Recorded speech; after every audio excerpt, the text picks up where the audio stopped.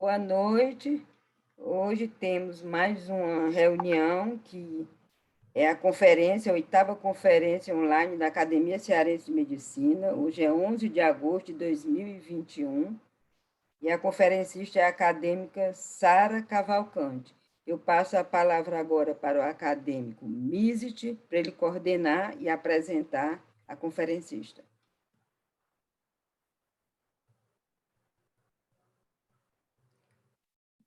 Misit, você tem que ligar seu som.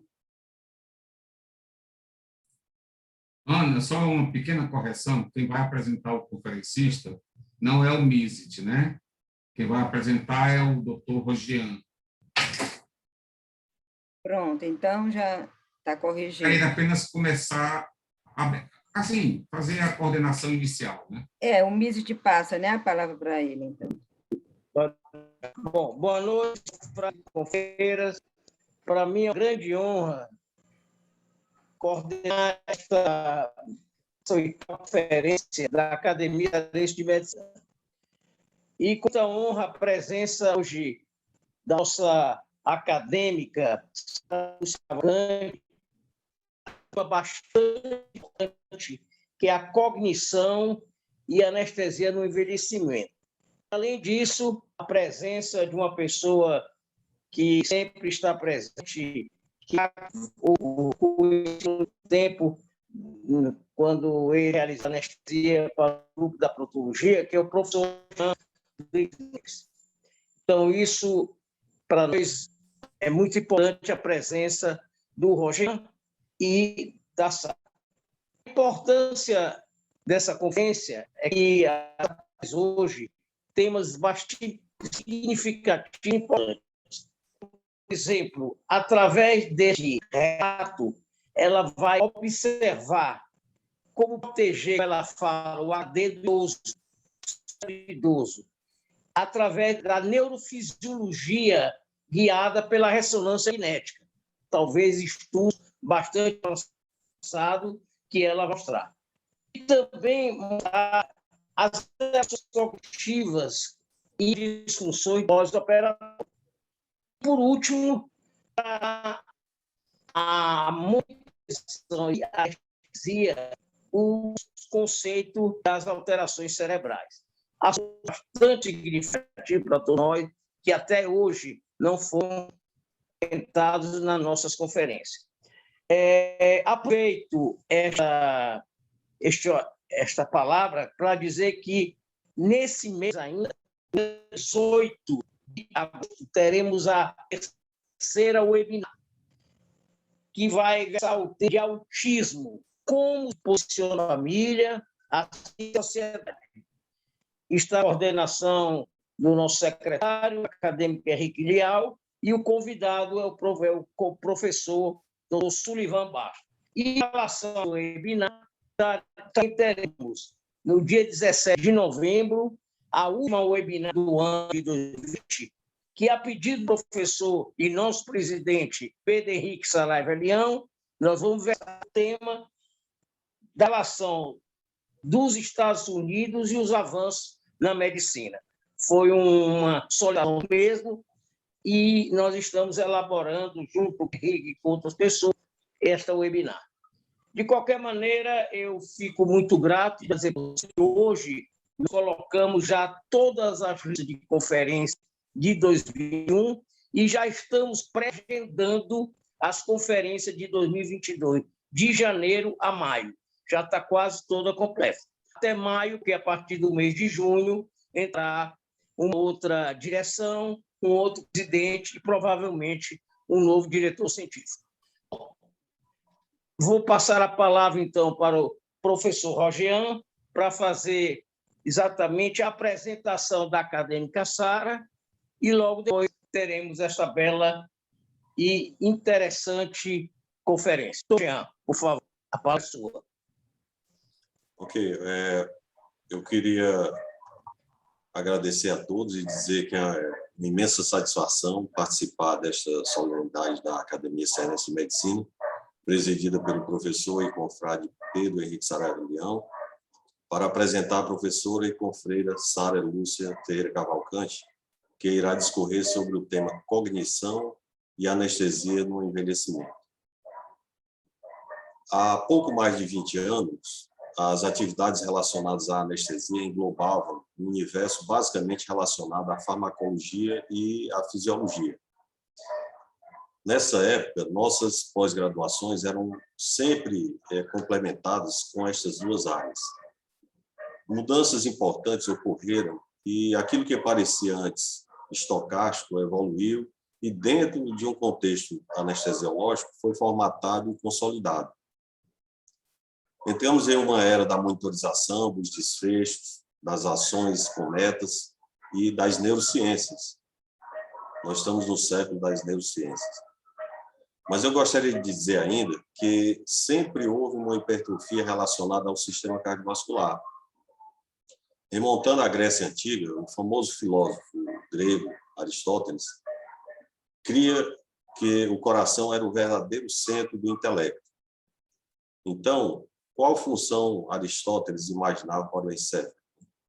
Ele propunha que o encéfalo funcionava como um radiador para resfriar o sangue, o qual era superaquecido pela cinética cardíaca.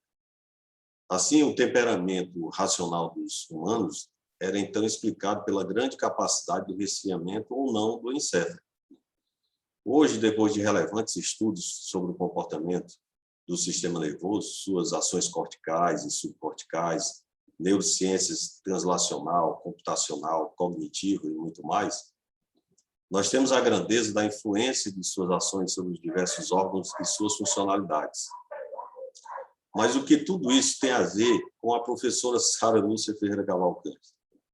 Muito simples, ela sempre esteve na vanguarda, dominando cada uma dessas fases evolutivas. Não a de Aristóteles, naturalmente, mas publicando em diversos periódicos, orientando estudos, participando de congressos como palestrantes, tanto aqui no Brasil como em outros países, com temas relevantes envolvendo o sistema nervoso e sua monitorização. E assim a professora Sara Lúcia Ferreira Cavalcante, que é graduada em Medicina pela Universidade Federal do Ceará, residência médica no Instituto Assistência aos Servidores do Estado, no Rio de Janeiro, mestre em farmacologia pela UFC, doutora em anestesiologia pela Unesp de São Paulo, responsável pela residência médica em anestesiologia do Hospital Geral de Fortaleza, corresponsável, membra tem uma palavra descrita no VOLPE, a 6ª edição, membro da Comissão de Ensino e Treinamento da Sociedade Brasileira de Anestesiologia, SBA, membro do corpo editorial do Brazilian Journal of Anesthesiology, médica anestesiologista do HGF de Fortaleza. Durante todos esses anos, formou um extenso ciclo de amizades, o que me fez lembrar do poeta e pintor inglês William Blake, abre aspas, a ave constrói o ninho, a aranha a teia, o homem a amizade.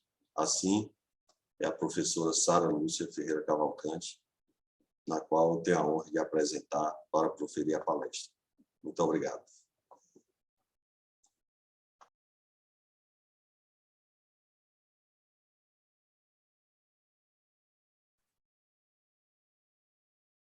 Sara, ligue seu som agora.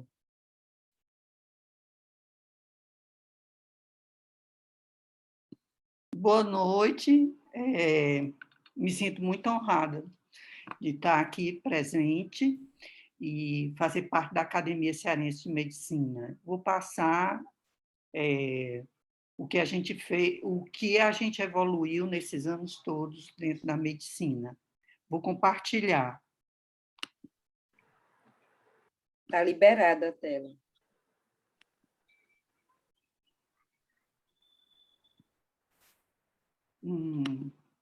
E agora? Espera aí.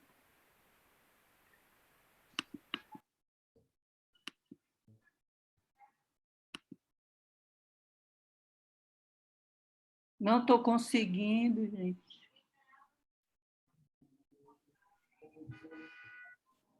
Espera aí. Opa, sim, deu certo.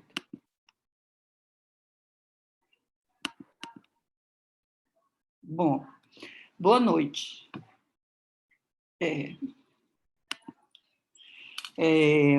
Quando, em 1846, Thomas Morton anestesiou o Gilbert Abbott, ele não tinha ideia do que seria anestesia. Com licença, Sara, nós não estamos vendo. Quer dizer, você não abriu a apresentação. A gente está vendo as 3 apresentações.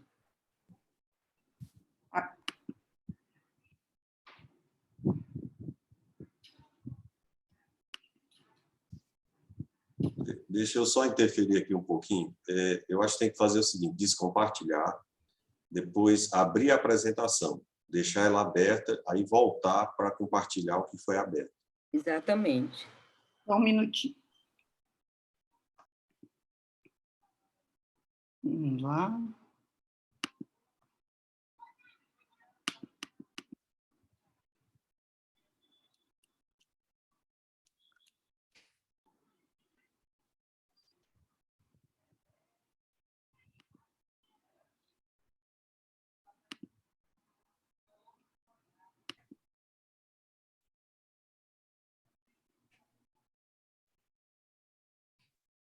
Não deu.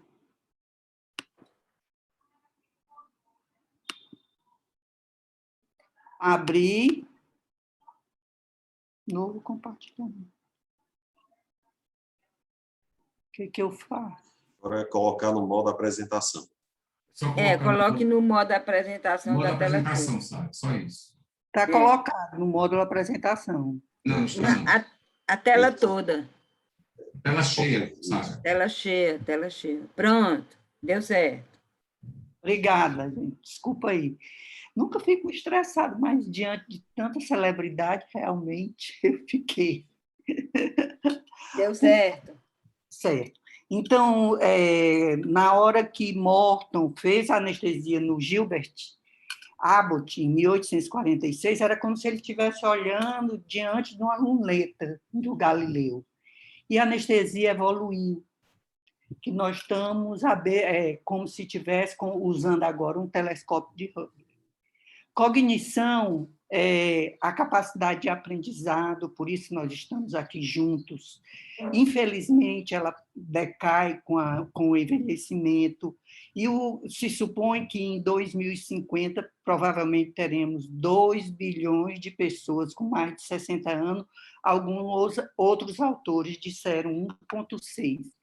E a anestesia é essa situação maravilhosa em que você, através do controle hemodinâmico cerebral, você é capaz de manter o paciente a submeter diversos procedimentos, como nós estamos vendo na evolução dos transplantes, na evolução das cirurgias, que fazem com que cada vez mais o paciente seja seguro. Tudo que eu for apresentar foi baseado em evidência dessas bases de dados, PubMed, Embase, Cochrane e Corel. Não tem um conflito de interesse. O objetivo da palestra é a gente discutir alguma coisa, como proteger o cérebro do idoso, que eu chamei HD, que realmente é um HD, é uma representação de um computador, uma representação do universo. E o que surgiu em termos de neurofisiologia, guiada pela ressonância magnética e o conhecimento de que o cérebro funciona com a conectividade de redes neurais. O que nós podemos fazer para ter uma atividade neuroprotetora sobre o nosso cérebro? Quais as drogas que podem agir? O que pode ocorrer com o desequilíbrio da homeostasia no pós-operatório de um paciente, a disfunção cognitiva pós-operatória, e, finalmente, a monitorização cerebral, o patamar que ela alcançou. Então, é importante que nós saibamos que esses 3 itens, envelhecimento, cirurgia e anestesia, são intimamente interrelacionados. E a relação entre aumento da idade e disponibilidade de reserva fisiológica, ela diminui à medida que nós vamos envelhecendo. Nós não sabemos qual é a idade exata, pode ser que em algumas pessoas seja bem tardia, porque essa reserva fisiológica está relacionada a uma série de fatores: alimentação, educação, atividade física, leitura, conhecimento, estímulos, certo? Mas quando chega numa determinada fase em que a reserva fisiológica diminui, se torna estreita, o ser humano passa a responder com mais dificuldade às situações de estresse, cirurgias, doenças, envelhecimento, etc. Assim, isso que nós vamos conversar, que chama de fragilidade, quando você diminui a reserva funcional e aumenta a sensibilidade aos fatores estressores, que hoje deve ser avaliado por uma equipe multidisciplinar. E estratégias são traçadas desde o pré, intra e pós-operatório, todas baseadas em evidência, em trabalho científico, que permite com que o atendimento de um paciente idoso, no final de um procedimento, ele possa alcançar pelo menos a linha de base em que ele estava no pré-operatório. Ou seja, ele não pode sair pior do ponto de vista de equilíbrio do que ele entrou, ou no mesmo nível, ou curado, ou melhor, certo? E tudo isso faz parte desses cuidados perioperatórios. Quando é que eu posso dizer que há uma fragilidade, que a fragilidade está instalada num paciente idoso? Quando ele tem dificuldade de apertar a mão, fraqueza, é lento no caminhar, não tem atividade física, se sente exausto e perda de peso de mais 4,5 kg por ano. Quando você tem 3 critérios desse, você tem um fenótipo de fragilidade. Se você tem 1 ou 2, há a presença de critérios pré-fragilidade. Se você se sente totalmente bem, não há nenhum critério está presente, né? Isso é chamado índice de vulnerabilidade clínico-funcional, certo? É uma forma de reconhecer rapidamente qual idoso que eu vou avaliar que é frágil, que se sente frágil. E o que é que a gente pode fazer em relação a isso, né? As estratégias pré-operatórias são multidisciplinares. Atividade física, atividade nutricional, controle das comorbidades, para que o paciente consiga sair de um estado de fragilidade para um estado melhor. Uma coisa muito interessante que faz parte da avaliação de todos os pacientes e que a gente faz lá no Hospital Geral de Fortaleza, no consultório de avaliação pré-operatória, é avaliar a cognição do paciente. É muito difícil porque o nível cultural dos pacientes, ou o nível é relativamente diferente, mas a gente consegue fazer em alguns pacientes. Esse teste ele é chamado de mini-cognição. Você dizer 3 palavras e pedir para a pessoa repetir. Se ela lembrar das 3 e desenhar um relógio normal, ela está ótima, não tem patologia, provavelmente não tem nada. Se ela se lembra só de 2 palavras e faz um relógio, o desenho de um relógio com os ponteiros de forma não prevista, ela pode ter sinais de que possa chegar à demência. Esse teste é empregado no mundo todo, porque ele, inclusive, para facilitar os diferentes comportamentos e diferentes linguagens. Por exemplo, um brasileiro vai para os Estados Unidos, não fala muito bem inglês, ou vai para a Alemanha, e aí o teste é feito dessa maneira. É como se fosse um sinal vital. Para a gente não ficar tão preocupado, já que nós estamos nessa carreira da senilidade e não queremos chegar à senectude com grandes comorbidades, existem várias maneiras de você tratar. Do ponto de vista central, nós é fazer isso que nós estamos fazendo, nos reunindo, conversando, discutindo trabalhos, mantendo um bom humor, tratar o nosso humor de maneira a ficar agradável e a gente poder se relacionar mais e mais pessoas, fazer atividade física dentro do que a gente pode, seja ativa, seja passiva. Socialmente, isso a gente levou uma grande dificuldade agora nesse meio que nós estamos da pandemia, né? Ter conforto, e fazer com que... O interessante é que algumas drogas que já fazem parte do tratamento dos pacientes, como a metformina, parece ter um efeito geroprotetor. Os estudos são experimentais, em camundongos e também em gente já, mas parece que essas drogas aqui, elas diminuem a inflamação, diminuem o estresse oxidativo que é proveniente do envelhecimento, certo? Então, a maneira da gente conduzir a nossa diminuição da reserva fisiológica e a nossa pouca resistência diante do estresse é isso aí, é nos trabalhar como eu acho que ocorre aqui na nossa academia.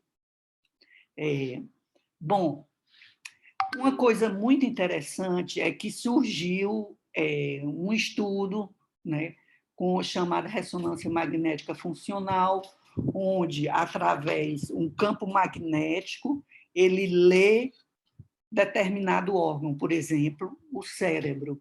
E, localizando no cérebro esse campo magnético, você vai ter uma condição de hidrogênio, de célula contendo hidrogênio, que vão se juntar e mostrar uma imagem.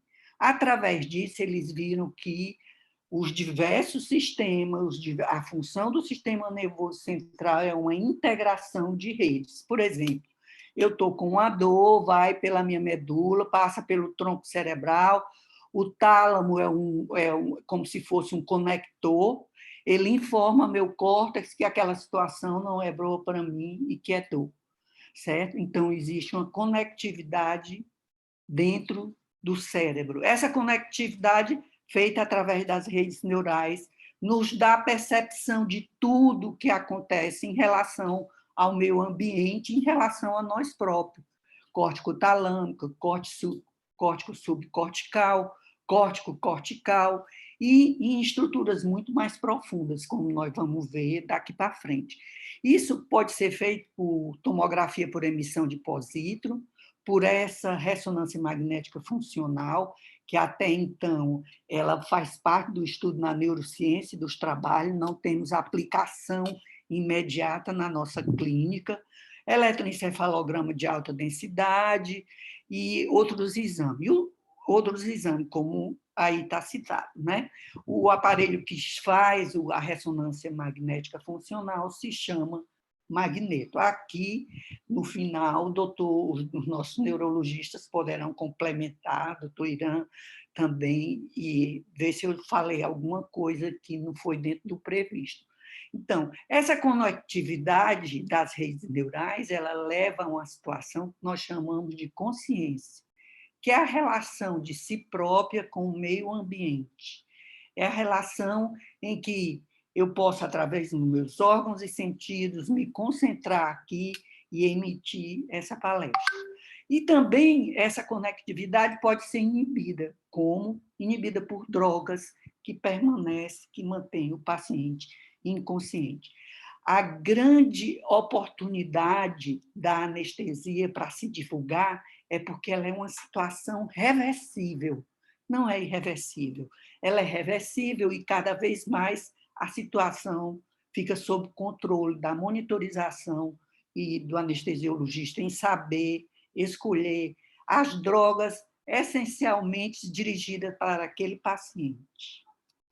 Bom, assim, por exemplo, se eu pensei agora, eu vou levantar meu braço, tá certo? Apareceu a ideia no córtex frontal. Minha atenção vai estimular o córtex motor do lado direito e do lado esquerdo, e eu vou elevar o braço, mostrando assim que há uma conectividade entre as redes neurais. E isso permitiu mapear o cérebro, através desse trabalho, nós podemos ver que nós temos redes neurais, que nós chamamos de default, que elas estão sempre em repouso. Quando eu começo a ter uma atividade, elas ficam mudas, elas ficam surdas. Córtex motor, quando eu estou pensando em atividade motora, como é isso? Pode ser estimulada por tarefa ou por pensamento. Córtex visual, a letra C. Linguagem, eu quero articular a palavra tal. Atenção, que ele tem uma parte dorsal e uma parte ventral, F. E a conectividade G, onde mostra toda a integração do córtex cerebral, tá certo? E aí a gente pode, através desses estudos, a gente começou a ver que é possível, através desses estudos, você saber quando um paciente está bem, quando ele tem um prejuízo cognitivo leve e quando ele tem um prejuízo cognitivo grave. Tá aqui, isso aqui é a captação, né? Como um ímã, tá certo? E as redes neurais padrão, que foi aquela primeira que eu mostrei, que elas são ativas somente no repouso. Na hora que eu começar a pensar em fazer uma coisa, elas saem e ativam todas as outras redes neurais que estão relacionadas com aquilo que eu quero fazer. Bom, através disso, hoje já se sabe muita coisa sobre o prejuízo cognitivo meio e a doença de Alzheimer. E quem sabe no futuro a gente estabelecer regras, tratamentos mais incisivos sobre isso. Para que serve, então, os autores aí, quando lançaram esse artigo sobre a ressonância magnética funcional, eles apontaram como facilitar você classificar as desordens da consciência, as doenças neurológicas em relação ao prognóstico. Tem um tumor e você quer saber se a tirada do tumor vai comprometer que áreas. Fazer um planejamento cirúrgico adequado, identificar pacientes com doenças psiquiátricas e a doença de Alzheimer. Bom, diante disso, o que eu achei o que é muito interessante é que essa relação que nós chamamos da gente consigo próprio, no sentido, nós chamamos de consciência perceptual ou consciência externa, tá certo? Que está relacionada com a córtex pré-frontal, dorso lateral e o córtex parietal pré-frontal. Tá certo? E a consciência interna, ela é presente no nosso cérebro em elaborações de alguns pensamentos que muitas vezes a gente não fala para ninguém, ou de alguns traumas, ou quem faz grandes descobertas provavelmente tem alguma coisa interligada na consciência interna que pode ser declarativa através da consciência externa. A consciência interna também pode estar relacionada a traumas. Não sei porquê, se quando eu criança tive alguma coisa, mas quando eu passo diante de determinada situação, eu me sinto insegura. Então, está relacionada a essa consciência. E o mais interessante é que Thomas Huxley, né, fisiologista, ele diz como é que qualquer coisa assim notável, como o estado de consciência, surge como um resultado de um estímulo específico do tecido nervoso, tão inexplicável como massagear a lâmpada de Aladim e concretizar um desejo. Eu quero falar tal palavra, ela vem. Eu quero me movimentar, eu vou. Eu quero andar, eu quero deitar. Uma coisa maravilhosa, mostrando que a consciência é um fenômeno de tudo ou nada e não é linear continuamente. Bom, o que é que acontece no nosso cérebro quando nós vamos envelhecendo? Há uma perda do volume e afinamento do córtex pré-frontal. Isso é um prejuízo na atenção e funções executivas. O que é que eu posso fazer? Tenho que me tornar mais atenta. Eu faço planejamentos. eu vou falar, puxa vida, mas se eu tenho minha memória é uma memória mais para a escrita, eu faço um resumo daquilo que eu quero falar. Se a minha memória é mais de ouvir, eu vou ouvir para eu driblar isso aí. Isso não chama muita atenção, porque, segundo a ressonância magnética funcional, tem duas áreas que a gente sofre mais, que é o córtex frontal e o hipocampo. O hipocampo responsável pela nossa memória de longa duração, de você lembrar dos locais que você passou, e a diminuição da árvore dendrítica e dos neurônios piramidais, alterando as sinapses, principalmente pela diminuição de neurotransmissores e receptores no sistema nervoso central. Sabemos que entre os neurotransmissores, por exemplo, a acetilcolina é um sistema colinérgico extremamente importante na manutenção da nossa memória, e outros, como a dopamina, a serotonina e a glutamato. O que é que há diferente, então, com o nosso cérebro? Córtex normal, tem um hipocampo normal, há uma atrofia do hipocampo que tende a diminuir. O que é que eu faço para estimular meu hipocampo? Aquilo que nós falamos da fragilidade. Atividade física, seja passiva, seja ativa, social, manter minha mente, ler, se estimular através das conversas dos colegas, estimular meu humor, certo? E as células cerebrais aqui estão normais, e aqui há duas coisas que acontecem. Uma é essa proteína da placa amiloide, a alfa-beta-amiloide. Ela se deposita no nosso cérebro desde cedo, mas acontece que nós temos antioxidantes naturais que vão lá e diminuem a quantidade de placas amiloide. Com a idade, ela pode se estabelecer no sistema nervoso central, diminuindo as nossas funções sinápticas. E a outra coisa é essa proteína tal, que ela é chamada o citoesqueleto do neurônio. Ela é uma proteína responsável pela sustentação e trocas dentro da célula nervosa, certo? Quando ocorre um trauma, uma hiperpolarização dessa proteína tal, ela gera um processo inflamatório. Isso aí está diretamente relacionado com cirurgia, com os traumas e com anestesia também. Então, vamos ver como é que isso funciona, certo? Então, nós temos a proteína tal, normal, se ela passar por um estresse, ela forma essas núcleos, né, que é em forma de enuvelamento dentro do neurônio, prejudicando as sinapses. E também a alfa-beta-amiloide, que é extracelular.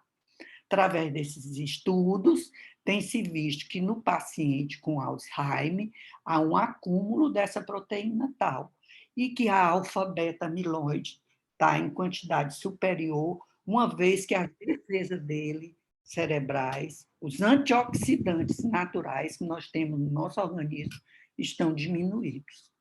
Bom, e até aqui nós chegamos, então, nessa tentativa de prevenir o prejuízo cognitivo. Então, nós sabemos que não é só a anestesia, mas a cirurgia induz hipotermia. Então, o paciente tem que estar monitorizado do ponto de vista de temperatura, do ponto de vista de débito cardíaco, volume de ejeção sistólica, PA média, e toda a modulação de neuroinflamação. Você tem que escolher drogas que diminuam essa inflamação e melhore a plasticidade do sistema nervoso central, evitando o prejuízo cognitivo. Recentemente, esses autores aqui, que é de 2020, diz que todo o processo durante a anestesia é um processo e a cirurgia inflamatório, e que a alfa-beta-amiloide ela não participa somente nas doenças. Na anestesia, o que se dá é a fosforilação dessa proteína T. Bom, então, o que é que a gente faz no dia a dia? Tem estudos que já mostram a ventilação protetora, qual é que nós podemos usar, prevenir a hipotermia, controlar as glicemias dos pacientes, ter um controle de fluido e transfusão, evitar que o paciente tenha dor no pós-operatório e no transoperatório, fazer uma monitorização acompanhando como está o sistema nervoso central, se o paciente está realmente inconsciente, se há a possibilidade dele guardar alguma coisa na sua memória intrínseca, que é aquela memória interna, interna, que você não pode dizer. E isso tudo mostrando que, se você tiver uma boa reserva funcional, condições de comorbidade controlada e evitar intercorrências, você vai diminuir esse processo inflamatório e, certamente, levar um paciente com menor chance à disfunção cognitiva no pós-operatório. Então, a anestesia, por si só, ela não induz só a demência, o Alzheimer, não tem nada disso, desde que você estabeleça normas, ainda nada foi provado, desde que você mantenha uma monitorização adequada e escolha de drogas que minimize essa resposta inflamatória central. Bom, sabemos também que a acetilcolina, o sistema colinérgico, é essencial nas nossas funções cognitivas, é aprender, guardar, lembrar. E, durante o procedimento operatório, temos que escolher drogas que não interfiram no sistema colinérgico. Assim, existem certos anestésicos que é capaz de manter o paciente com menor condição de lesão, de inflamação central. Então, a gente mostra, assim, que a evolução da neurociência, ela permitiu que o cérebro esteja cada vez mais à frente e que nós estamos junto a ela na anestesia, na monitorização cerebral, junto aos neurocirurgiões, junto aos neurointensivistas, na tentativa de manter o cérebro do paciente o mais coerente possível com a condição dele. Isso é feito através da avaliação funcional, que são aqueles exames que a gente fez, manter a homeostase, saber escolher os agentes anestésicos, diminuir o estresse oxidativo, que é o estresse que faz a gente envelhecer, faz a gente perder a memória, e assim diminuir, você prolongar o envelhecimento, você fica na senescência sem senectude, né? Sem demência, que é o que queremos, certo? Então, existem marcadores plasmáticos também, que não é fácil de fazer, mas que todos já têm estudos, pelo menos estudos experimental, como fator neurotrófico derivado do cérebro e outros, certo? São biomarcadores plasmáticos. Bom, então, o que eu faço quando eu vou analisar uma situação em que um paciente é envelhecido, eu já avaliei a cognição, já fizemos um estudo multidisciplinar de controle das comorbidades, e se ele é um paciente independente, ele entra no estresse, pode sofrer uma queda, mas ele se recupera. Quando é um paciente que é totalmente dependente, não passou por tudo isso que nós falamos, ele pode ir para um resultado irregular, com grandes problemas na mortalidade e na comorbidade do paciente. Assim, como o Rosiane falou, né, o cérebro é a casa de tudo. Nossa função toda como médico, como qualquer que seja a nossa especialidade, é manter a pressão de perfusão cerebral, que é a PIC, menos a pressão arterial média.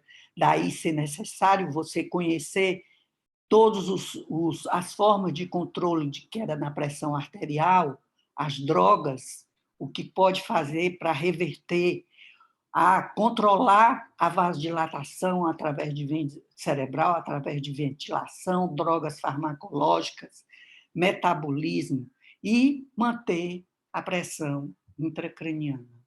Tudo isso nos fez evoluir para que no pós-operatório a gente tenha cada vez menos paciente com a condição de delírio, que é benigno.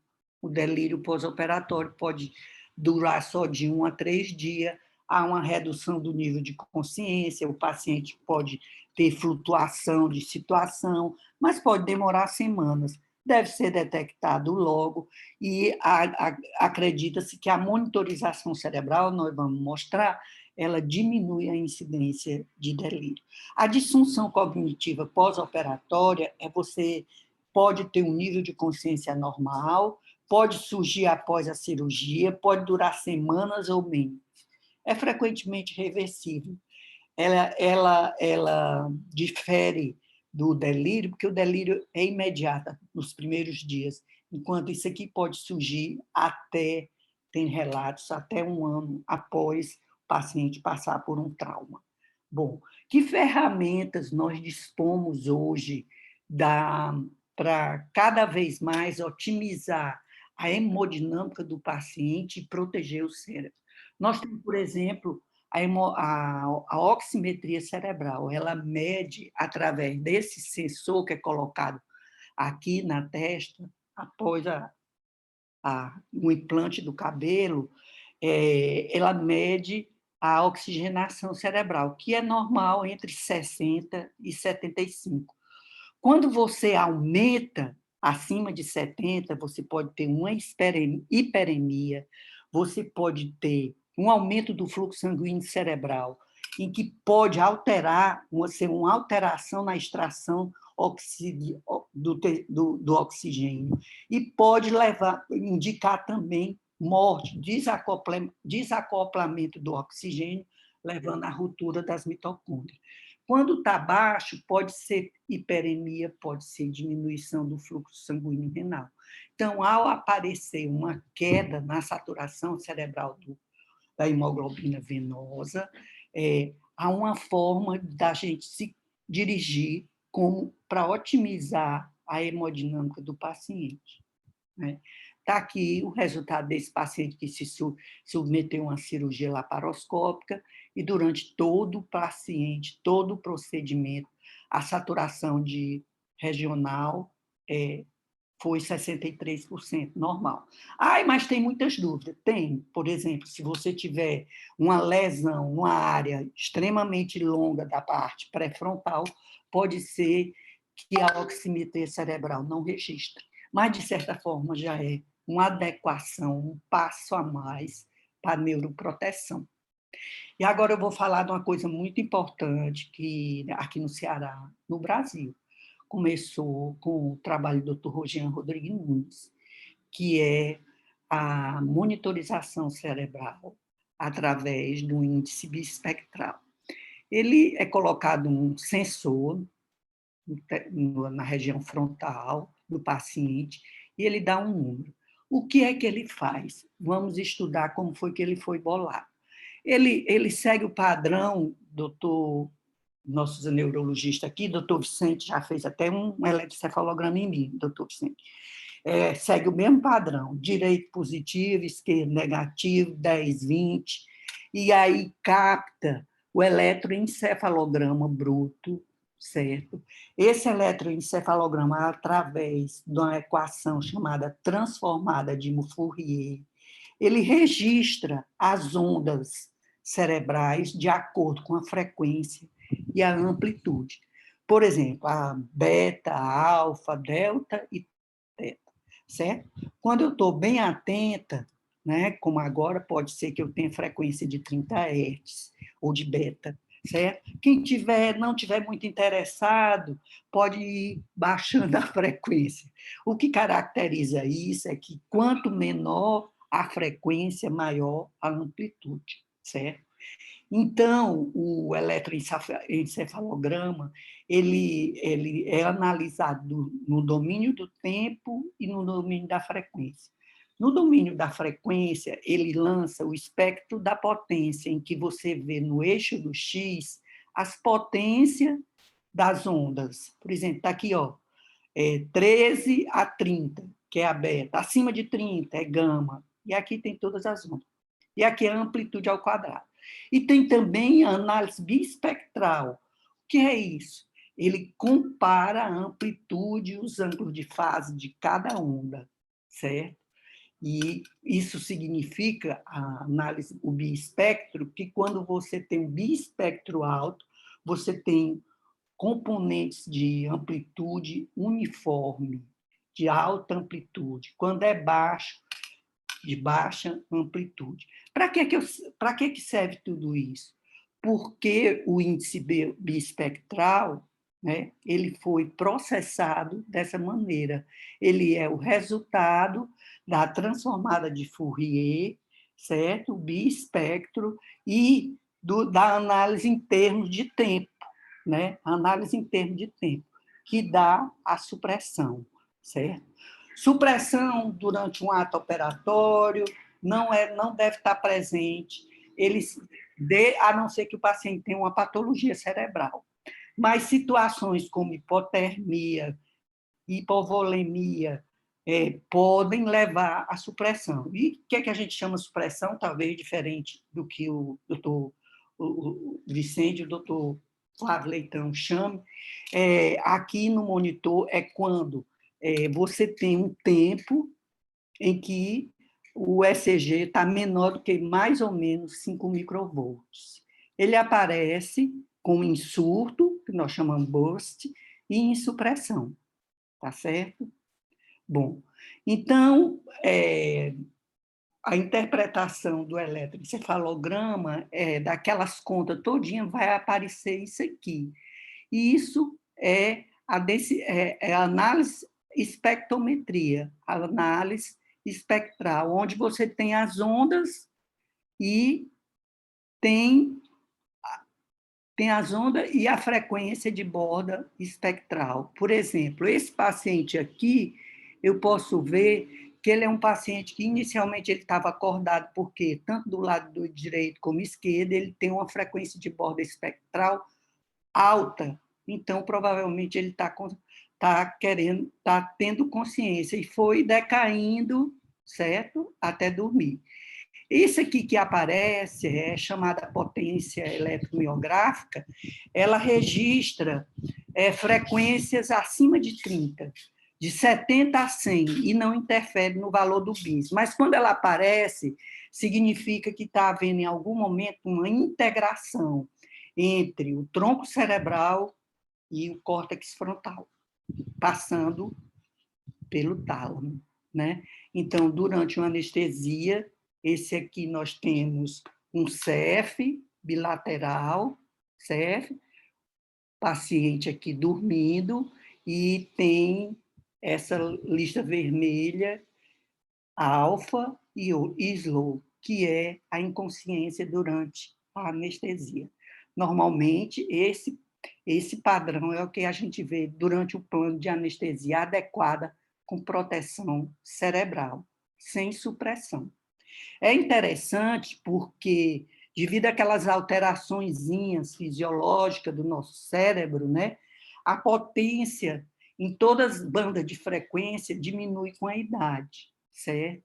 Você pode ser mais sensível a ter supressão e você tem uma redução da potência na banda alfa e perda da banda alfa. Então, eu olhando para esses dois monitores, eu poderia dizer que esse que mostra 53 é um paciente jovem e o 60 é provavelmente um paciente idoso. O BIS, ele registra valores de 0 a 100. Acima de 80, 90, 95, o paciente está consciente. Durante a anestesia, ele não pode ficar abaixo de 40. Como diz os trabalhos com relaxamento muscular, não pode ficar abaixo de 50, certo? Então, aqui nós temos um aumento da atividade da onda teta, né? E você vê que está preenchido, provavelmente uma anestesia inalatória num paciente jovem. certo?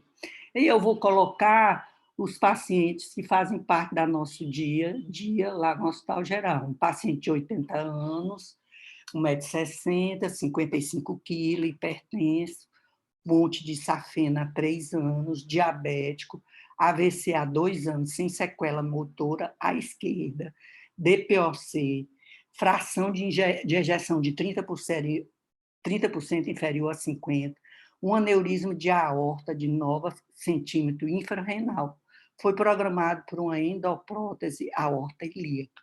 Durante todo o procedimento, o paciente se manteve dentro do padrão, essa anestesia, né? Ele teve num plano que tem menos possibilidade de ter consciência, um plano adequado ao procedimento cirúrgico, sem intercorrência, e apresentou aqui uma supressão, certo? Durante 1 minuto teve essa supressão, certo?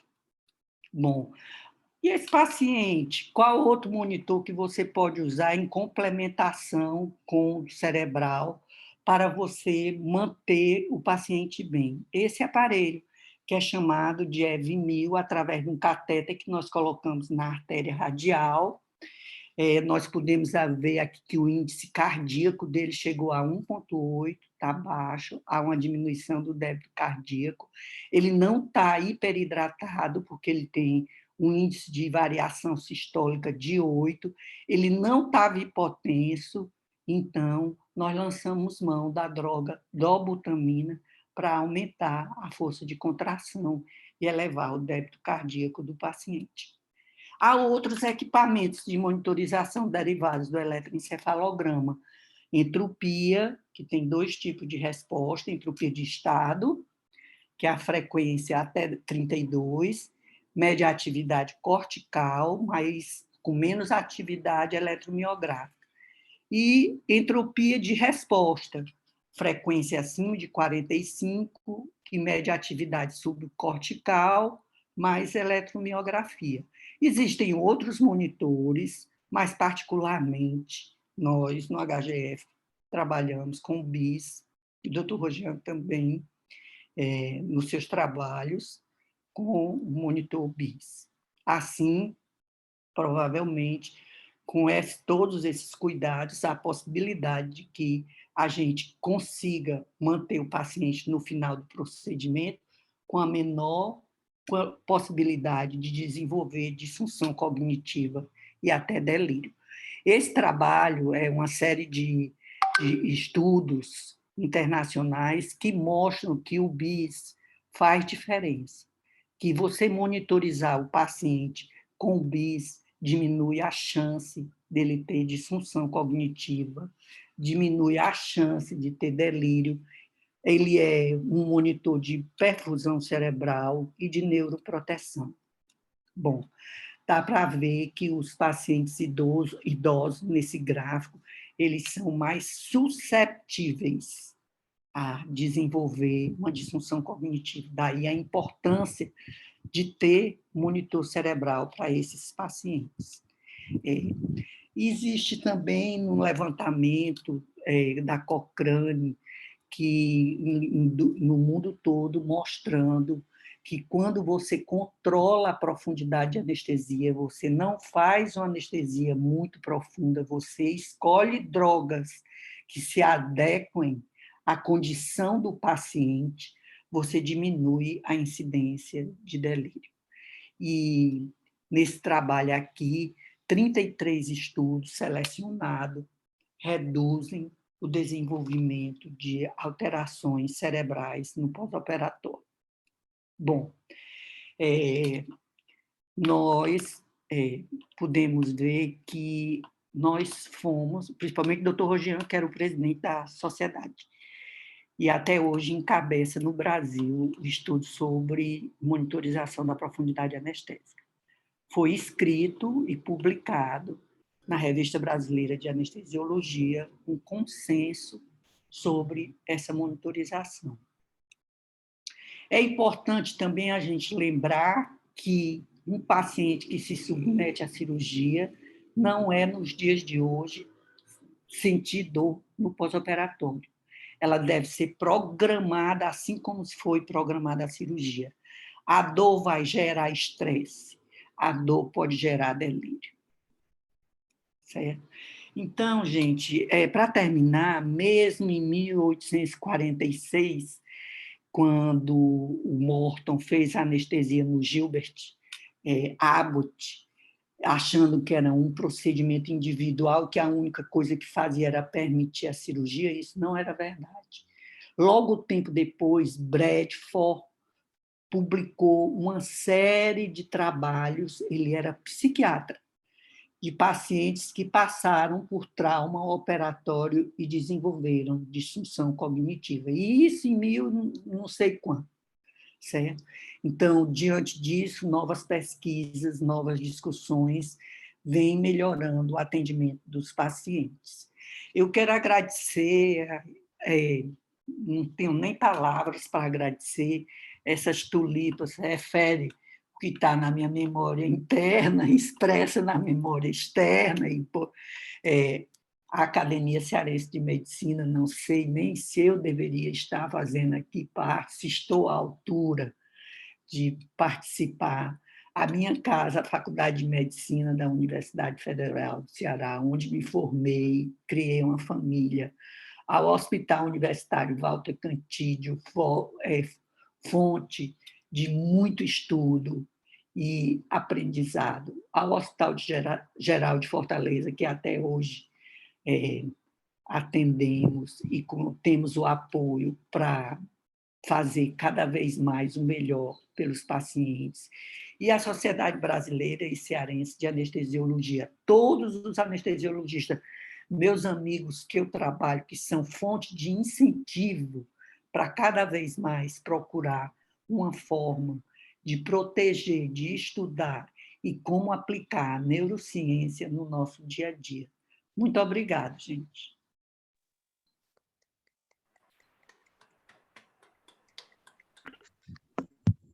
Doutora Sara, queremos lhe agradecer, em primeiro lugar, pela exposição fantástica, né, relatando este assunto que é bastante delicado, e você, no seu agradecimento a essas entidades, a faculdade, enfim, a sociedade e tudo mais, essas entidades é que lhe devem bastante, porque tudo que você está relatando hoje é o fruto daquilo que você aprendeu, mas aprendeu com maestria e com muita integridade e de uma maneira bastante elucidativa e de competência.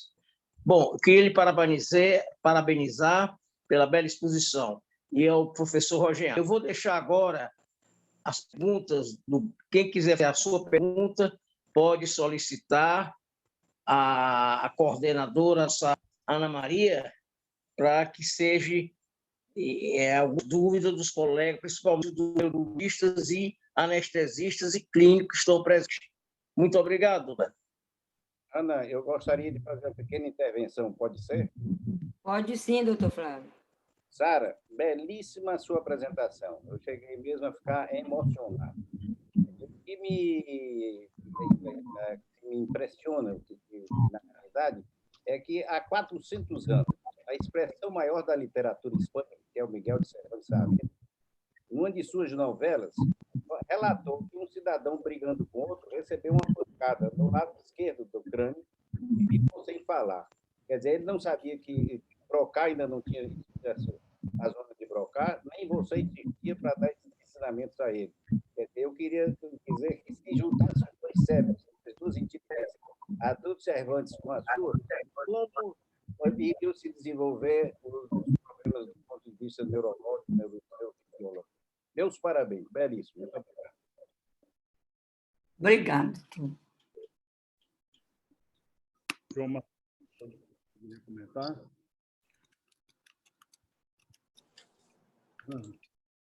É o João Martins. Pode falar. Sim.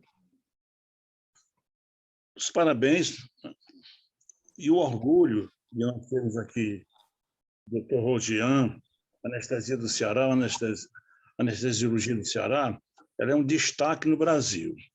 E a Núbia? a anestesia do Ceará é um destaque na anestesia brasileira. Inclusive, até pela mensuração de primeiros lugares nos concursos, de textos e trabalhos científicos. Então, a gente agradece, como médicos, esse zelo que a anestesia do Ceará tem para consigo próprio.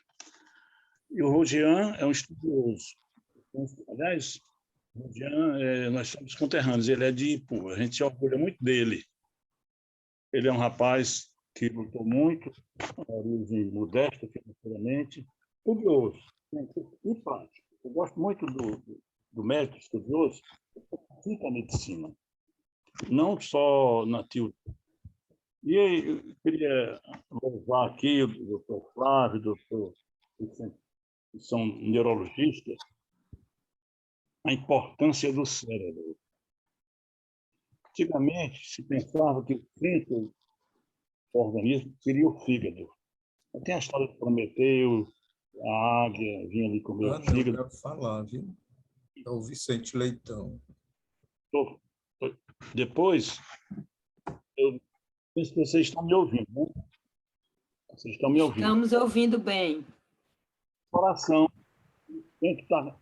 O conhecimento da cognição, ele vem, por exemplo, em inglês, to learn by heart, em francês, par cœur, né? Em português, aprender de cor, decorar. Depois a coisa subiu para o cérebro. E os livros de fisiologia, por exemplo, Gaita, ele, claro, diz assim, se o organismo humano produzir 100 gramas de glicose, 90% vai para o rei cérebro. Então, o cérebro é altamente prestigiado pela fisiologia. Natural, esse estudo do controle. Porque o João, eu estou vendo aqui o João Evangelista, naquele tempo a gente fazia cirurgia de gastrectomia, os pacientes ficavam delirando.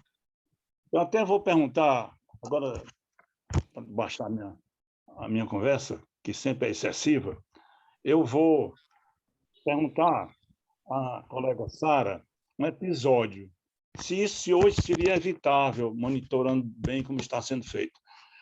Estava se fazendo, eu participava dessa cirurgia na Casa de Saúde de São Raimundo, quando um cidadão foi operado de coronária, com circulação extracorpórea, com parada cardíaca naquele tempo, era o método que se fazia, e ele era um assessor de uma vacaria.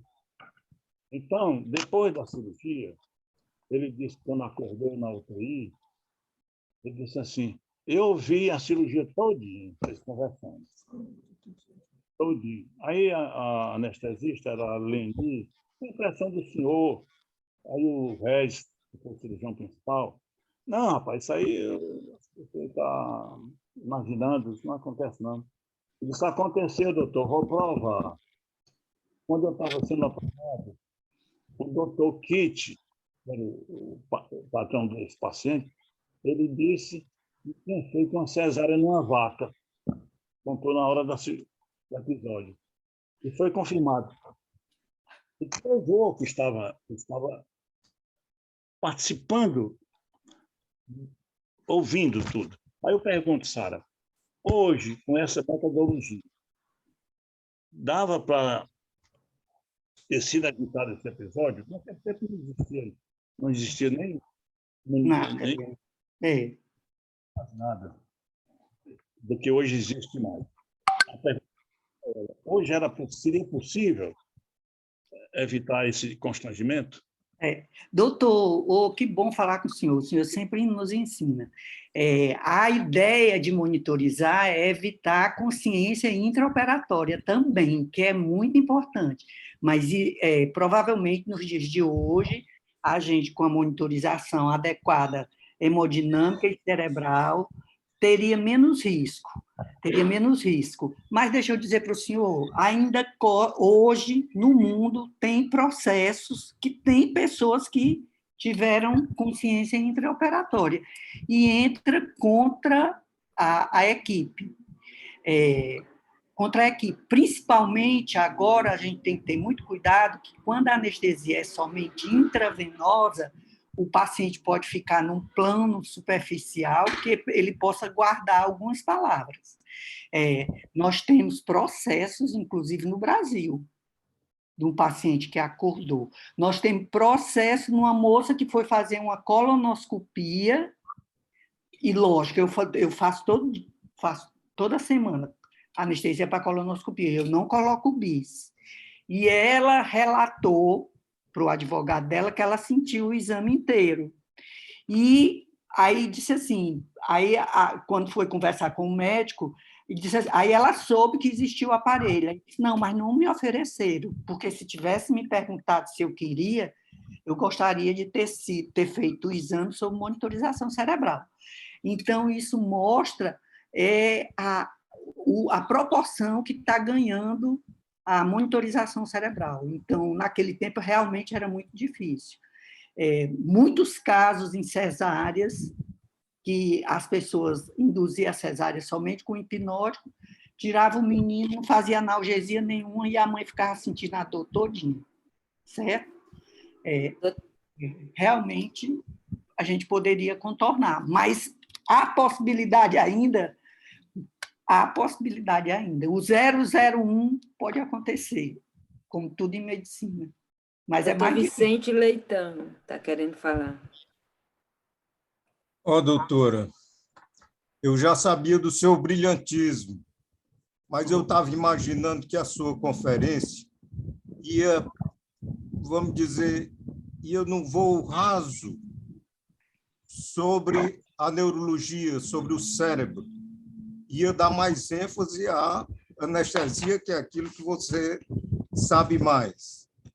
Mas, para surpresa minha, você saiu maravilhosamente bem, onde eu pensava que você ia apenas tocar. Não, você desenvolveu o raciocínio. Você falou do mapeamento cerebral. Isso aí foi há muito tempo, eu nunca mais tinha ouvido nem falar, transformata rápida de Fourier, que faz aqueles cálculos para a gente saber a atividade cerebral aonde não tem eletrodo. Quer dizer, isso foi uma coisa assim espetacular. Então, um negócio interessante para você ver. Eu pensava que ia ser uma coisa e foi outra muito melhor. Agora, eu só levo uma desvantagem danada. Falar depois do Flávio e do e do João Martins é dose. Por isso que eu tinha me inscrito em primeiro lugar. Mas falar desses dois homens, eu gosto não. Muito obrigada. Parabéns, doutora. Eu queria falar também, fazer uma pergunta à Sara e um comentário, se possível. Bom, então ninguém falou, eu acho que é a minha vez, né? É sua vez. Eu queria lhe parabenizar, né? E eu vejo a sua desenvoltura hoje, e eu vejo na sua desenvoltura, em apresentando essa parte científica, as digitais do seu mestrado em farmacologia. Muito bom. O cérebro é um órgão fantástico. Nós ainda conhecemos muito pouco, nós ainda sabemos muito pouco a respeito dele, e a gente pensa, quando a gente estuda o coração com profundidade, a gente acha que o coração é um órgão maravilhoso, mas ele não chega ao chinelo do cérebro, não chega mesmo ao chinelo. Embora, e aí é uma visão pessoal minha, e isso vai se relacionar com a pergunta que eu vou fazer a você depois, embora eu digo frequentemente, sem evidência científica, mas assim, é muito comum, como hoje em dia, com um convencimento, de um certo convencimento, isso aí, que ele é um órgão que foi feito para movimentar e não para pensar. O pensamento é um epifenômeno do cérebro, né? Mas é o seguinte, eu achei a sua palestra muito bem organizada, muito brilhante, você entrou bem na parte fisiológica, e eu fico muito feliz em ver como a matemática invadiu a medicina e como ela serve. Você, por exemplo, usou hoje um termo aí que passou despercebido no meio da sua palestra, mas que é um termo que tem muita matemática por trás dele, que é um ângulo de fase entre as ondas que você está medindo. É verdade. Tá certo? É uma coisa que tem matemática complexa, tá certo? Que usa, inclusive, uma coisa que a primeira vez que eu entrei em contato com ela, eu pensei que fosse uma curiosidade inútil, que é a raiz quadrada de -1, que em todas as equações em que você vai calcular o ângulo de fase, tem lá o i, que é a raiz quadrada de -1, que é fundamental para dar o ângulo de fase entre essas variáveis, certo? E você, por exemplo, você está usando aí a análise de Fourier e a transformada de Fourier, é alta matemática. Fourier trabalhou 20 anos para demonstrar que qualquer onda quadrada pode ser composta a partir da soma infinita de uma quantidade de senoides, com diferentes frequências, certo? Então, quer dizer, tem muita matemática que o pessoal está sabendo usar, e muita física para sabendo usar para transformar em informações úteis, que aparece lá em forma de um vermelho, de um amarelo, e às vezes um médico, no seu caso, eu sei que você sabe, mas os médicos nem sabem bem direito o que é que aquilo ele representa, mas está bem levado e à disposição da clínica, né? Então, a pergunta que eu queria fazer é o seguinte: sim, eu queria dar um item para a sua meditação. Na medicina e na ciência tem muitos modismos. Nós estamos no seguinte modismo atual: tudo é inflamação. Hipertensão, eu leio revisões sobre hipertensão, se reduz a inflamação. Tudo é inflamação. Então, é o seguinte, eu acho que tem uma coisa mais básica, antes da inflamação, que é possivelmente o dano oxidativo. Esse eu estou convencido que esse é fundamental, e esse, depois de avançar, atacar as moléculas, as macromoléculas, as enzimas e tal, leva ao dano energético lá nas mitocôndrias e deteriora as macromoléculas e leva ao dano. Então, eu acho que você deu mais ênfase na sua apresentação à inflamação do que eu acho que é o dano mais fundamental, que é o dano oxidativo, né? E a pergunta que eu lhe farei é o seguinte: se, baseado nessa pressuposição minha, o cérebro é feito para movimentar, e você falou de fatores que mantêm a juventude do cérebro, não seria a movimentação do corpo, o exercício físico, uma coisa muito importante para manter também a juventude do cérebro? Essa é a minha pergunta. Quando eu falei da fragilidade, os fatores que levam à neurogênese no hipocampo e no córtex pré-frontal está relacionado com a atividade física e atividade social. Isso aí envolve uma série, que é atividade social, um nível educacional que a gente possa ter, a alimentação adequada. E, do ponto de vista de estresse oxidativo, nós também temos, porque isso aí seria outra aula para mim, mas a gente tem a visão dentro da alteração metabólica que ocorre no trauma com o estresse oxidativo, e que participa, que é uma das coisas básicas na evolução das doenças e do equilíbrio, até para a gente envelhecer também. O que é que acontece? Nós vamos passando pelos estresses e os nossos antioxidantes naturais que nós temos no corpo, eles vão diminuindo. Vai prevalecer depósitos de proteínas alfa-beta-amiloide e outros depósitos que podem levar a isso que você falou, alteração nas mitocôndrias, apoptose e morte. Não, mas a minha pergunta... Se é sobre o pensamento... Se você me permite insistir mais um pouquinho, é o seguinte: o exercício físico, e esse é um tema que me interessa, ele teria um adicional, um extra aí de fator protetivo? Tem de sim. proteção sobre a atividade cerebral? Ele estimula a neurogênese no hipocampo. Tem trabalhos com ressonância magnética funcional mostrando que você aumenta a atividade no hipocampo. O hipocampo é responsável pela memória, pelo equilíbrio, para eu lembrar os locais que eu passei. E isso é juventude para o cérebro, certo? Ele vai incentivar as sinapses. Todos nós temos que fazer atividade física. Se eu estou doente, eu tenho alguma limitação, eu posso fazer passiva. Chama lá o fisioterapeuta, mexe meu braço, bota para lá, bota para cá. É um estímulo, Atividade física está, por isso, colocado como um fator primordial para a gente vencer esse desequilíbrio em diminuição da reserva fisiológica e aumento dos estressores. É fazer atividade física. Eu queria, mais uma vez, parabenizar pela palestra e dizer que talvez eu volte a conversar com você para adquirir mais sobre o estresse conhecimento sobre essa oxidativo. técnica. Eu adoro esse assunto também. Parabéns, professor. Obrigado pelo que você me ensinou também no mestrado. Foi um prazer. O que eu fiz foi um prazer. Excelente. Doutor Irã levantou a mão, doutor Irã e Marcelo. Eu podia falar? Sebastião Diógenes. Estão ouvindo você, não, velho. Tá, não. Tá. Oh. Posso falar, Bárbara? Pode.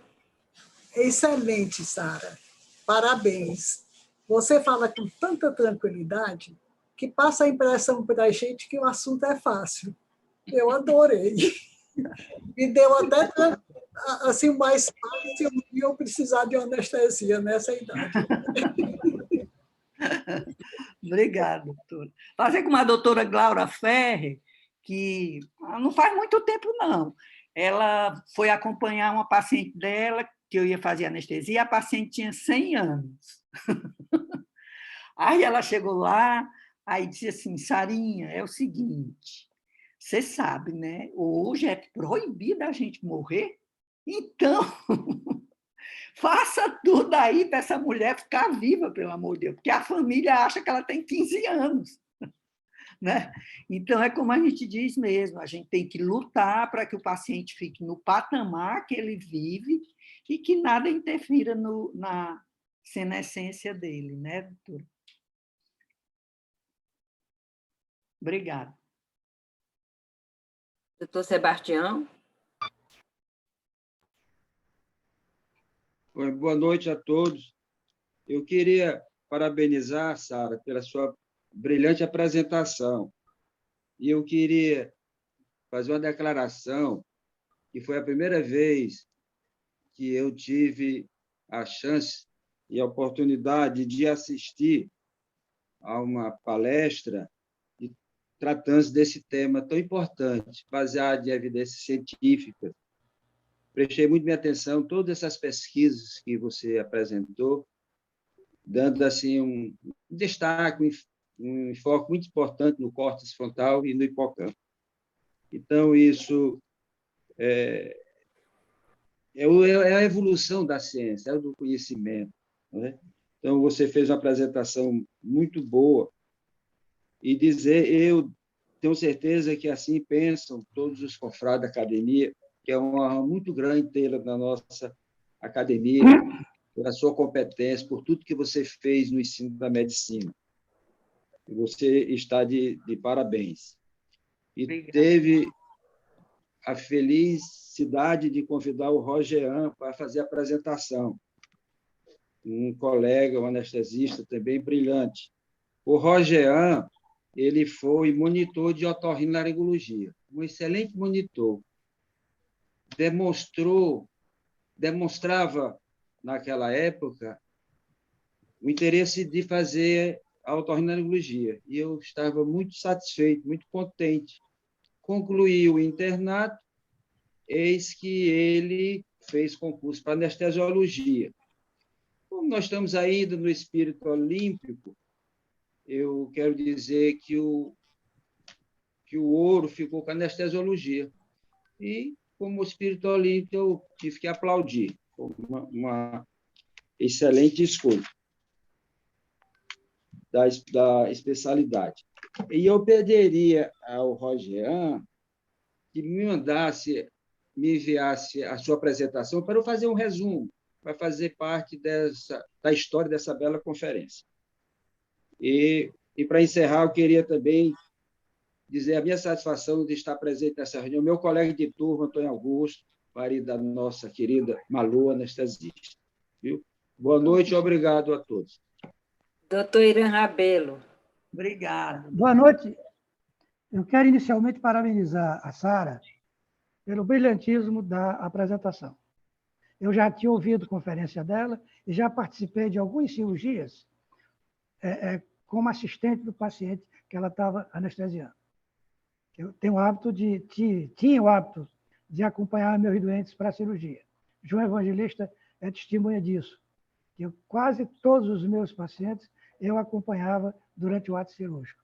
E ela me mostrou esse uso dessa monitorização cerebral, né? E eu tenho uma história muito interessante. Eu tinha uma irmã que foi operada de um câncer de pulmão pelo Gondim, César Gondim, e durante a anestesia, ele perguntou para mim: Irã, como é que você aguenta ver, que era um câncer muito invasivo, inclusive inoperável, como é que você aguenta ver isso na irmã sua? Quando ela acordou da anestesia, ela me contou essa história.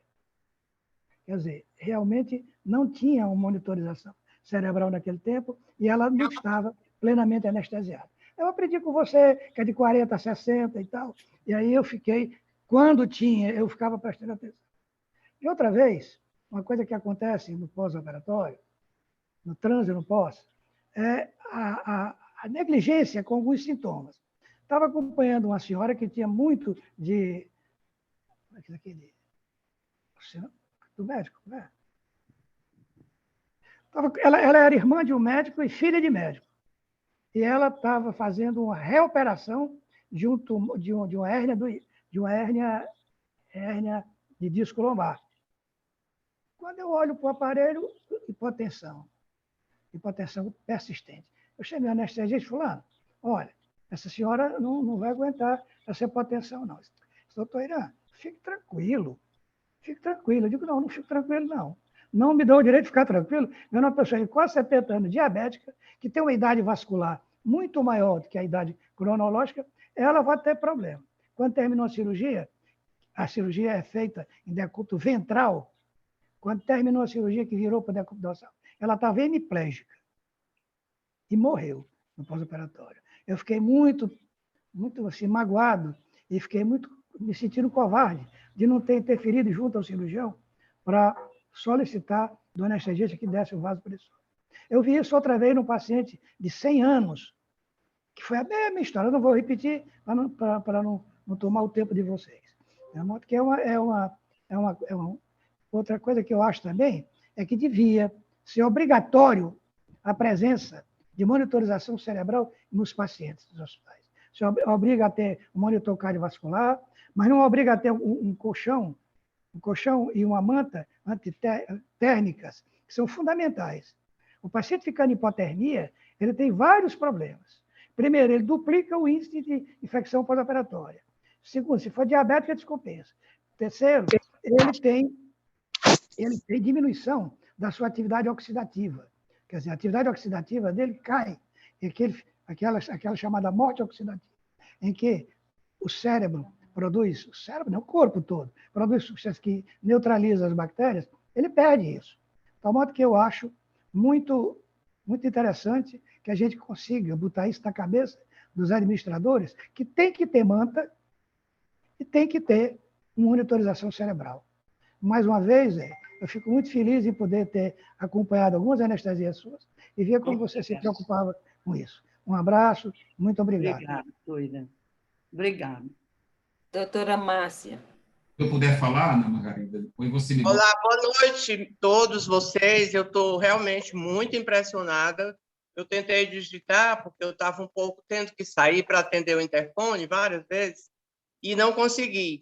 Mas essa chance, Sara, que você está nos dando hoje, é muito grande. Até porque a neurociência está numa evolução tão acelerada, né? Daqui a pouco a gente sabe até como é composta a nossa consciência, de que elementos está feita a nossa consciência. Está chegando lá. Quem sabe já chegamos. Mas, olhe, o que me impressionou muito foi a maneira com a qual você apresentou. Mesmo a gente, eu leiga, né? Eu já quase comparei aquela monitorização que você mostra no final da anestesia com a monitorização da respiração, monitorização cardíaca. Então, esse conjunto que você também mostra como responsável pelo resultado final, sem dano para o cérebro, foi fantástico, foi completo. Ou seja, o ser humano, quando vai ficar sob risco de cirurgias ou outras situações de intervenções maiores, quando entra no processo da monitorização, ele tem chance melhor de se sair. Um outro ponto que eu achei fundamental e que hoje está muito badalado, como o Henrique falou aí, é a questão da atividade física. É impressionante como a gente encontra resposta em pessoas idosas que começam a fazer atividade física e, de repente, entre aspas, clareia a mente, melhora a cognição. Então, eu agradeço muito, você está de parabéns, eu não consegui concluir o texto que eu estava tentando escrever para você, mas digo com palavras, que sua apresentação foi lúdica e muito rica de ensinamentos para nós aqui. Muito obrigada, Sara. Parabéns, de novo. Obrigada, doutora. Obrigada a todos. Doutor Janete e depois doutor Marcelo Gugel. Muito obrigado, Ana. Deixa eu ser o mais breve possível. Nessa coisa, deixa eu dar um testemunho dessa coisa da memória intra-anestésica, intraoperatória. Eu acho que entre 79 e 80, eu residente, então, no Hospital de Ipanema, eu participei da cirurgia com o professor José Hilário. Era um carcinoma de via biliar, e quando nós abrimos, na época não tinha laparoscópica, o estadiamento da doença não permitiu a ressecção. Então, nós fizemos uma cirurgia apenas paliativa. Fizemos uma drenagem percutânea da via biliar e somente. E conversamos muito, né, preocupado com o caso, que era um caso muito grave. E assim foi a cirurgia, assim acabou a cirurgia. No dia seguinte, passando a visita na enfermaria, por coincidência do dia da visita geral do professor José Hilário, onde todos os acadêmicos, os internos e os residentes participavam, ele começou a falar do caso na beira do leito da paciente, tentando, sabe, desviar o assunto principal. Aí a paciente disse assim, era uma senhora por volta de 60 e poucos anos, ela disse, professor, eu queria que o senhor dissesse a verdade, porque eu ouvi toda a conversa de vocês na cirurgia. Ele duvidou, né? E ela lançou o desafio. Se o senhor quiser, eu lhe digo como foi que aconteceu. Ela relatou as nossas conversas, ipsis literis, quase tudo que a gente dizia, ela falou, sabe? Inclusive com termos técnicos que ela decorou. Então, nós ficamos muito impressionados, foi o primeiro caso que eu vi desse, e o professor José Hilário, inclusive, ele estabeleceu no serviço, pelo menos até quando eu saí de lá, em 81, ele estabeleceu que todos os pacientes eram operados com protetores auriculares. Então, fazia parte do arsenal do anestesista botar proteção auricular nos pacientes para que eles não pudessem ocasionalmente ouvir. Estou contando isso só como testemunho e como uma curiosidade. Em relação à palestra da doutora Sara, eu estou sentindo um sentimento diferente da maioria dos meus colegas e confrades e confreiras. Eu estou vendo vocês muito admirados, impressionados, e o confrade Vicente até disse que surpreso. E eu quero dizer para vocês que eu não estou nem impressionado, nem surpreso, nem admirado. Lógico que eu digo isso porque eu tenho um conhecimento, tenho uma relação muito próxima com a Sara, e quero dizer para vocês que nada disso que ela fez hoje de belo e espetacular é surpreendente. A doutora Sara não é somente isso, ela é muito mais do que isso. Hoje eu tenho o privilégio, né? Privilégio que eu sei que eu não mereço, por circunstância da vida, de tê-la na cabeceira do meu paciente 2 dias na semana, nas segundas e nas sextas. E a coisa da sedação anestésica, da anestesia, deixou de ser uma preocupação para mim também, né? Se bem que eu não tinha essa preocupação, porque eu tenho outro monumento anestésico do meu lado, que é a doutora Malu. E, ocasionalmente, a doutora Núbia, que ela deve também estar presente. Então, eu não estou nada admirado com a Sara. A doutora Sara é capaz de muito mais do que isso. Mas o principal da Sara não foi falado aqui, eu vou dizer, porque como eu convivo com ela toda semana, né? Então, eu vou dizer para vocês o que é o melhor na Sara. Melhor do que a monitorização encefálica, melhor do que a competência anestésica, é a criatura humana que essa criatura é, sabe? A docilidade dela com os pacientes, o compromisso dela pessoal com os pacientes é comovente, não tem outro adjetivo. Eu fico, assim, muito sensibilizado de tê-la ali. Os pacientes, normalmente, quando querem gostar de mim, deixam de gostar porque apaixonou-se pela doutora Sara. Esse lado dela, eu acho que não é mensurável por nenhum tipo de monitorização, né? Essa criatura humana espetacular que ela é, sabe? Eu tenho, inclusive, as 3 colonoscopias que eu já fiz na minha vida, eu tive a honra de tê-la como minha anestesista, né? Então, foi muito bom.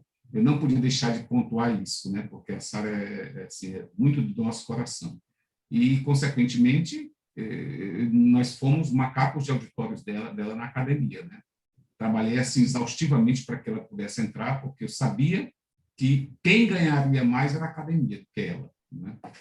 E esse comportamento, esses traços personalísticos da Sara me faz lembrar uma coisa que eu não posso deixar de me reportar. É assim, como nós somos ricos na academia, né? Como nós temos pessoas ricas na academia, ricas, riquíssimas, né? De tantos predicados, de tantas coisas valiosas, né? Tantos valores grandes, né? E às vezes a gente escorrega, a gente dá pequenos, a gente tateia um pouco na nossa convivência, né? Com coisas que nos apequenam, né? Quando a doutora Sara vem aí e nos eleva a tão altos altares. Sara, estou muito gratificado pela sua participação nessa noite de hoje, viu? Eu estou fazendo aqui quase que o papel de chavão, de me parabenizar, mas eu acho que nem precisa, porque você é isso e muito mais, viu? E queria, finalmente, deixar minha mensagem para o Rogian. O Rogian, talvez, faça parte de uma dezena de amigos que eu tenho que gostam, de quem eu gosto muito mais do que eles gostam de mim. Eu não tenho explicação por que isso acontece comigo, mas eu tenho uma dezena de pessoas de quem eu gosto muito e muito mais do que eles gostam de mim. E o Rogian parece que é um deles, né? Mas eu gosto muito dele. Durante a minha pós-graduação, meu trabalho de pesquisa do mestrado, ele me ajudou muito na parte de cirurgia laparoscópica, né? Que ele trabalhava na anestesia conosco. E ele é, assim, de uma disponibilidade muito grande. Eu queria dizer para ele aqui do carinho especial que eu tenho por ele. Eu espero que ele não tenha saído da nossa relação hoje à noite ainda, não tenha se ausentado. Mas eu tenho um carinho muito especial para você, viu, Rogian? Você é aquelas pessoas que a gente passa muito tempo sem ver, mas quando vê é como se não tivesse passado tempo, é como se tivesse visto ontem, viu? Meu abraço fraterno em você, meu beijo no teu coração, viu? Muito obrigado por tudo. Ok, desculpa eu ter me alongado. E, finalmente, eu queria deixar o abraço do Dr. Pedro Henrique, que não pôde estar com a gente aqui. Um abraço que ele pediu para passar para todos vocês. Muito obrigado. Obrigado, Janetes, que já estamos juntos há quase 50 anos. Você disse outro dia por doente. Obrigado, meu amigo. Não, nós dois estamos juntos há quase 50 anos. O paciente ficou olhando, contando faculdade e trabalho. É porque ele duvidou, porque ele olhou para a cara da Sara e achou uma moça tão jovem, ele disse, não é possível. Doutor Marcelo Gurgel e depois doutor Rogian. Boa noite a todos. Eu tenho até precedência em relação ao Janetes nessa convivência, porque eu posso recuar tempos de colégio e ele não pode. Nós somos colegas do Pedro Científico, a partir do Pedro Científico do Colégio Júlia Jorge. Nós somos parte de um grupo que formava a terceira bancada de egressos, de egressos de escolas secundárias ou cursinhos que entraram em medicina em 1972. Nós só perdíamos para os alunos que vinham do Colégio Marista Cearense e do Colégio Castelo Branco. Nós éramos na terceira bancada. De modo, eu conheço bastante a Sara de tão longo prazo e tão longo tempo, voltando ao distante ano de 1969, mas a Sara é dessa cepa de Quixadá, que foi alertado que ela era uma ferreira, família Ferreira, uma família de mulheres fortes. E a competência dela é exuberante. Eu já esperava, e não foi surpresa, a qualidade da exposição. Apenas para a questão de completar o processo, para que eu não fique supinando ou como um pedinte, lembrar do nosso compromisso de converter a sua apresentação em um ensaio, um artigo científico, para inclusão nos anais, para que a gente não se desestimule e passe a considerar o descarte, não inclusão nos anais das belas conferências que nós estamos tendo a oportunidade. Então, eu conto com a a sua agilidade no sentido de me fornecer a conferência. Nós estamos há pouco tempo do lançamento da antologia passada, mas a gente precisa caminhar e recolher no devido tempo as conferências, para que não se perca, com o passar dos meses, entranhando a dificuldade maior da obtenção. Meus parabéns à academia pelo concurso de ter no seu quadro uma confreira da competência, da qualidade, da laneza de trato que a caracteriza. Muito obrigado.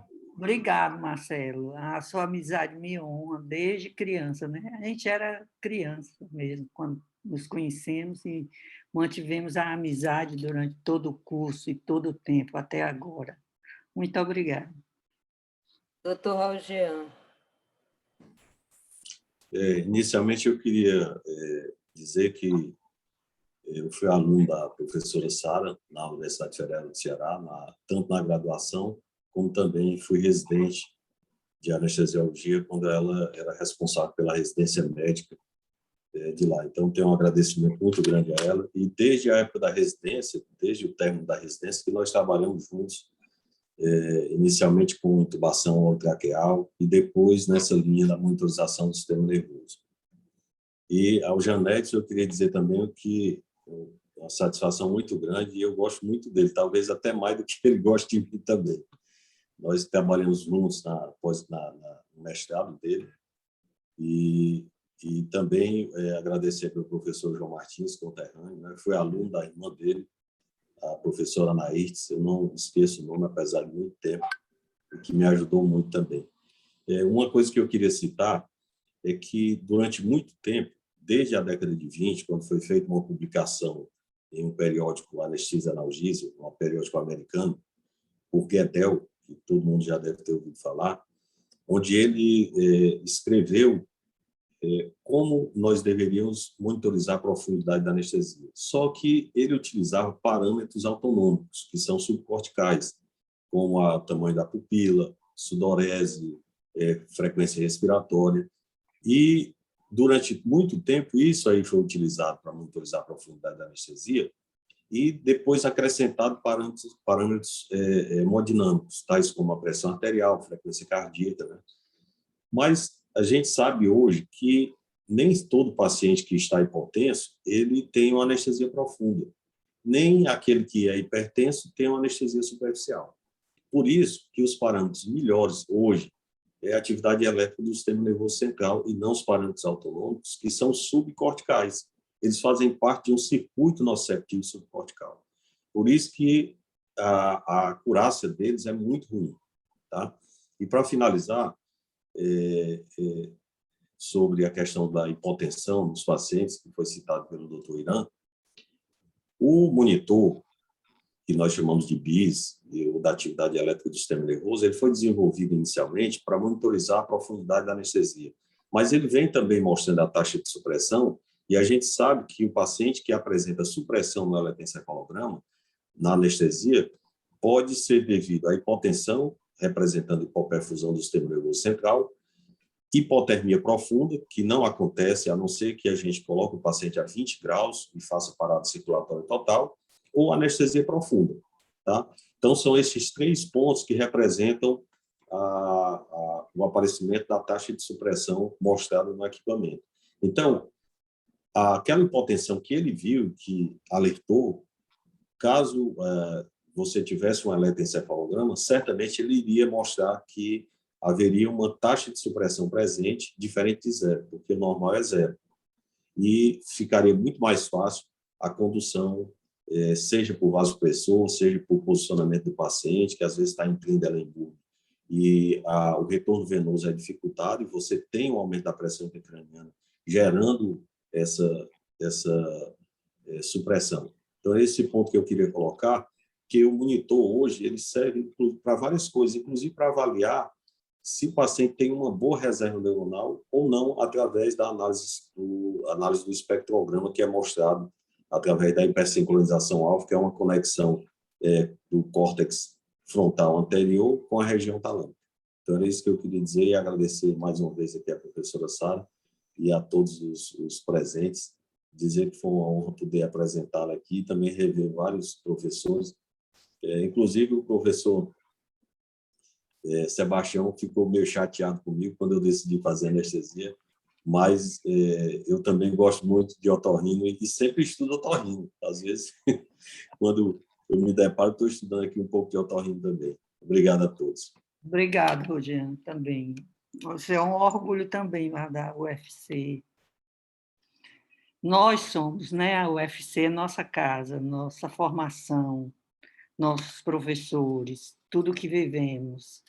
Criamos família lá, de amigos, né? Muitos. E muito obrigado por tudo e pela oportunidade. Mais alguém para falar? Bom, então, nós queremos... Para encerrar a reunião, né? Queremos agradecer essa noitada maravilhosa, de trocas de ideias maravilhosas, e dizer que estaremos na próxima semana, com a última semana, o terceiro webinar. Nós colocaremos no WhatsApp e divulgaremos bastante. Quero passar a palavra para o representante, o vice-presidente, doutor Janes, para que ele faça o encerramento da sessão.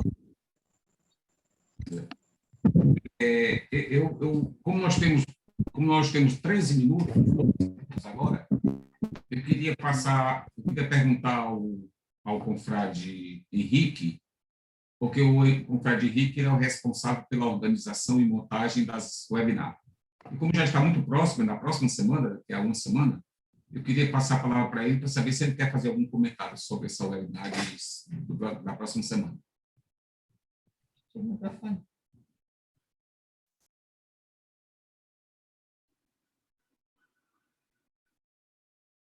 Você me ouviu, Henrique?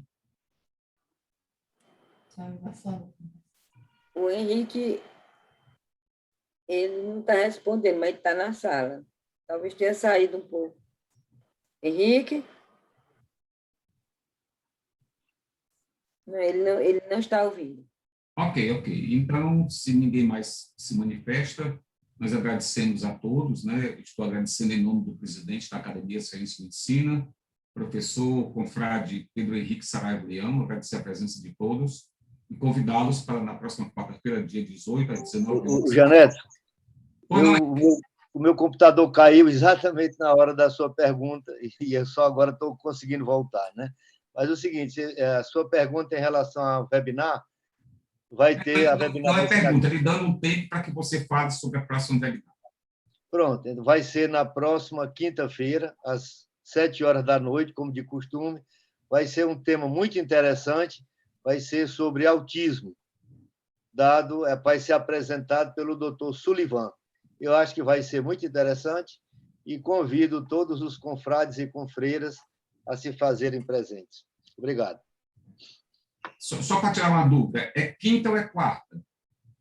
É quinta-feira, não é isso, Roberto Mises? O Roberto já saiu? Ligue o som, Roberto. Quinta-feira. Quinta-feira, não é isso? 18. 18 é quarta. Exato. 18 é quarta, hoje são 11. 18 é quarta. Então... 18 é quarta. Então, a gente... 18, dia 18. A ideia, eu acho que era ser na quinta-feira, não, Roberto? 18 é quarta-feira. Quinta-feira. Então, vai ser na quinta-feira. Vai ser na quinta-feira, não é isso? Nós vamos anunciar direitinho. Então, é 19, não é 18, né? João Martins. Pois não, João. Homenagem especial ao Dr. Eli Vieira. Thomas More foi dia 18 de outubro de 1846.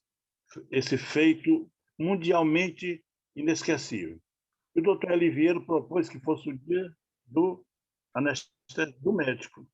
Anestesista, 16, então, o médico 18 e o anestesista 16. Então, ao doutor Eli a nossa gratidão e admiração. E eu queria dizer uma jocosidadezinha muito verdadeira.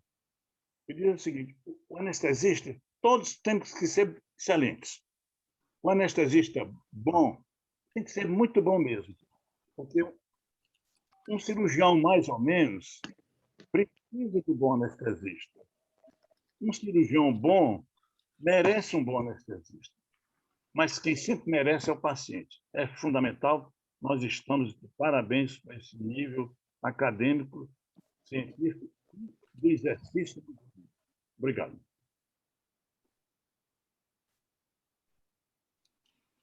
Bem, isso dito, então, boa noite a todos. Eu solicito, agradeço mais uma vez a generosa sessão da sala virtual da confreira Ana Margarida e solicito que ela encerre a gravação e encerre o vídeo.